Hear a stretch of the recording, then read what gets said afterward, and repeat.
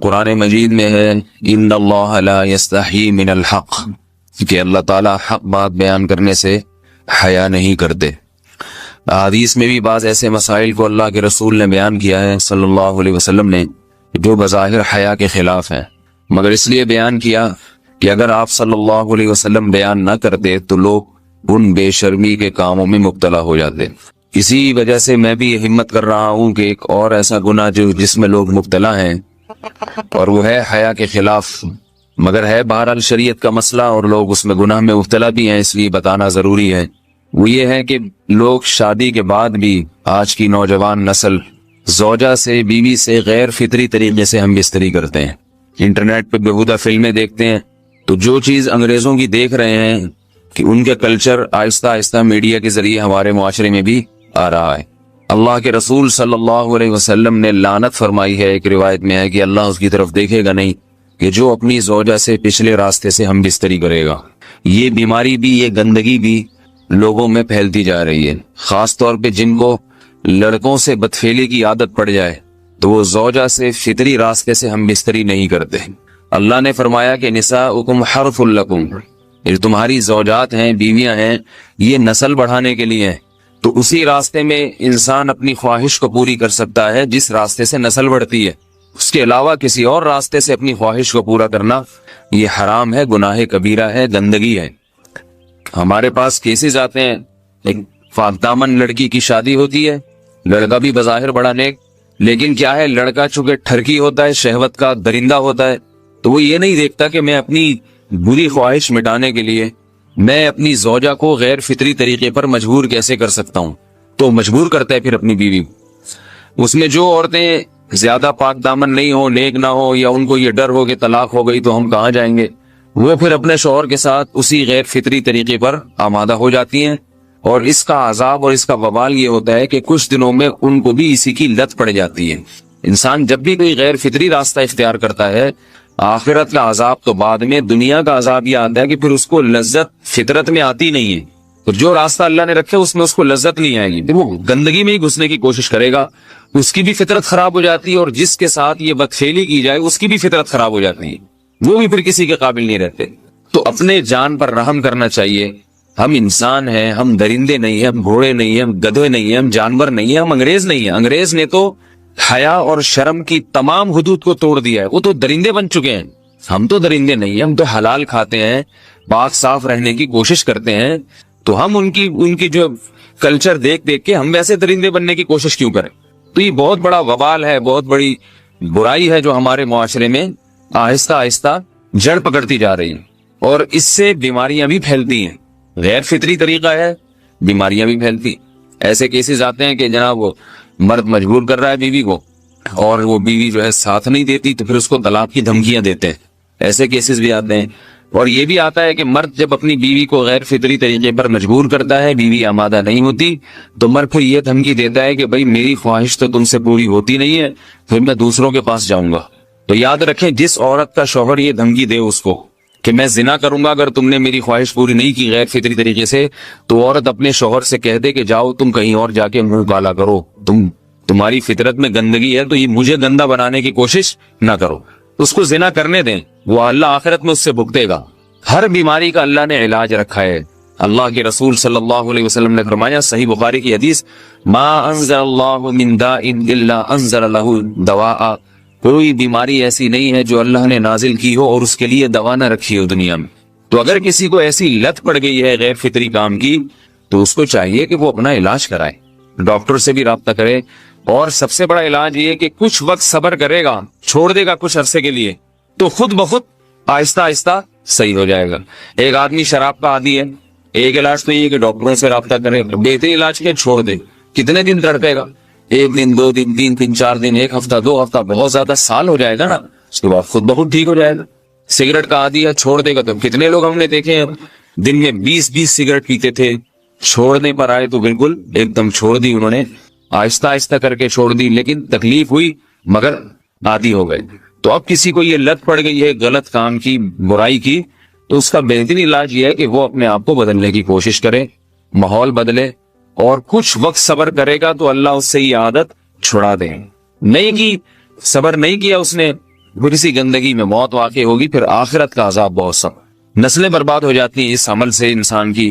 تو بات حیا کے خلاف ہے، مگر یہ کہ ایک بزرگ تھے وہ بات فرما رہے تھے، تو کسی نے پوچھا کہ حضرت آپ حیا کے خلاف بات کرتے ہیں، تو انہوں نے فرمایا تم بے حیائی کے کام نہیں چھوڑتے، ہم اس چھڑوانے کے لیے بات کریں تو ہم برے ہیں، اور تم کام کرو تو بھی برے نہیں۔ برائی کا کام کرنے میں برا نہیں بنتا، اور برائی کے خلاف بولنے والا برا بن جاتا ہے کہ دیکھو یہ کیسی باتیں کر رہے ہیں۔ تو وہی باتیں ہیں، اس لیے ہیں کہ یہ معاشرے میں یہ برائی پھیلتی چلی جائے گی، اور یہ ہماری اپنا کلچر نہیں ہے، یہ امپورٹ ہو رہا ہے باہر سے، یہ امپورٹ ہو رہا ہے، یہ وہاں میڈیا کے ذریعے آ رہا ہے۔ تو وہ چیزیں دیکھا نہ کریں اور ان لوگوں سے دور رہا کریں۔ ہمیں تو دین کا داعی ہو کے ان کو ہدایت پر لانا تھا، بجائے ہم ہدایت پہ چل کے دوسروں کو چلانے والے بن کے ان کے راستے پہ ہم نے چلنا شروع کر دیا۔ اللہ تعالیٰ ہمیں اب دیکھیں ان کے ہاں ایڈز کا مرض پھیل گیا ہے۔ آپ بتائیے یہ ایڈز کا مرض ہمارا ہے کیا؟ یہ بیماری ہماری ہے یا ان کی ہے؟ ہمارے یہاں بیماریاں ہیں، کھانسی ہے، نزلہ ہے، ٹھیک ہے نا، بلڈ پریشر ہے، شوگر ہے، یہ بیماریاں ہماری ہیں۔ کوئی اللہ کا شکر ہے گندی بیماری ہمارے یہاں نہیں ہے۔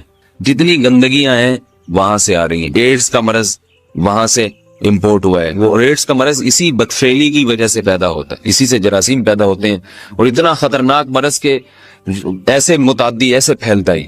افغانستان میں ایڈز کا ریشو 0 تھا، 0۔ وہ جانتے نہیں تھے کہ ایڈز کا مرض ہوتا کیا ہے۔ جب سے امریکن آرمی، برطانیہ آرمی افغانستان میں آئی ہے، فوجی آئے ہیں، افغانوں میں ایڈز کا مرض پھیل گیا ہے، انہوں نے وہاں بدفعلیاں شروع کر دی ہیں۔ تو وہ تو حالانکہ ان کے لیے زنا کتنا سستا ہے، کتنا سستا ہے نا ان کے لیے زنا، پھر بھی وہ لڑکوں کی طرف مائل ہوتے ہیں۔ تو اتنی گندگی، ایسا گندا جب انسان بن جائے پھر اللہ اس کے وجود کو برقرار نہیں رکھتے، اور رکھتے ہیں تو پھر آخرت میں سزا دینے کے لیے اپنے آپ کو ان گندگیوں سے بچانا چاہیے، حلال پہ اکتفا کرنا چاہیے۔ اللہ تعالیٰ ہمیں حلال پہ قناعت کی توفیق عطا فرمائے اور پاکیزہ لوگوں میں ہمارا شمار فرمائے۔ اگر شادی شدہ عورت 40 دن میں بھی ایک دفعہ، اچھا بھائی دیکھو یہ حیا کے خلاف مسائل جو ہے نا، یہ اس چینل پہ نہ پوچھا کرو۔ مرد پر لازم ہے کہ کم سے کم 4 مہینے میں بیوی سے ایک دفعہ وہ لازمی ہم بستری کرے۔ تو اگر وہ 4 مہینے میں ایک دفعہ بھی نہیں کرتا تو پھر جو ہے وہ دیانتاً ذمہ دار ہوگا۔ اس بات کا خطرہ ہے کہ وہ گناہ گار ہو، کیونکہ حضرت عمر رضی اللہ تعالیٰ عنہ نے قانون بنایا تھا کہ 4 مہینے سے زیادہ کوئی بیوی سے دور نہ رہے۔ تو کم سے کم اتنا ہے لازمی، تو اس سے زیادہ بھی اگر کوئی مرد بیوی کے قریب نہیں آ رہا تو پھر وہ ظالم کہلائے گا شریعت کی نظر۔ حج کے دوران باقی ہر عورت اور ہر مرد کے حالات مختلف ہوتے ہیں، بعض عورتوں میں خواہش زیادہ ہوتی ہے، بعض میں کم ہوتی ہے، یہ نیچرل ہے، اس کا کوئی اس سے تعلق نہیں ہے کہ عورت کوئی بری ہے۔ بعض دفعہ عورت میں یہ خواہش نفس بہت زیادہ ہوتی ہے، اس کی ریکوائرمنٹ بہت زیادہ ہوتی ہے، تو لوگ پھر مرد اس بیوی کو برا سمجھنا شروع کر دیتے ہیں، حالانکہ اس کا برائی اور اچھائی سے تعلق نہیں ہے۔ جیسے مردوں میں صحت کے لحاظ سے اور ان کے جو مینٹل ہیلتھ ہے اس کے لحاظ سے مردوں میں فرق ہوتا ہے، کسی میں خواہش بہت زیادہ ہوتی ہے، کسی میں کم ہوتی ہے، تو اس طرح خواتین میں بھی ہوتی ہے۔ بہت سے پاک دامن عورتیں ہوتی ہیں لیکن ان میں ڈیزائرز بہت زیادہ ہوتی ہے، تو یہ سب کی الگ الگ اللہ نے فطرت بنائی ہے، تو میاں بیوی اس کو ایک دوسرے کو بہتر سمجھ سکتے ہیں کہ کس کی کیا ڈیزائرز ہیں۔ بہرحال اگر مرد میں عورت کی ڈیزائرز پوری کرنے کی طاقت نہیں ہے، عورت میں بہت زیادہ ڈیزائرز ہیں، مرد میں کم ہے، تو ایسی صورت میں عورت پھر مرد سے طلاق مانگ سکتی ہے کہ بھئی میں سیٹسفائی نہیں ہو پا رہی ہوں اور میری ریکوائرمنٹ زیادہ ہے۔ تو مرد اگر طلاق دے دے تو اچھی بات ہے، نہیں دے تو پھر عورت کو چاہیے اسی کے ساتھ گزارا کرے۔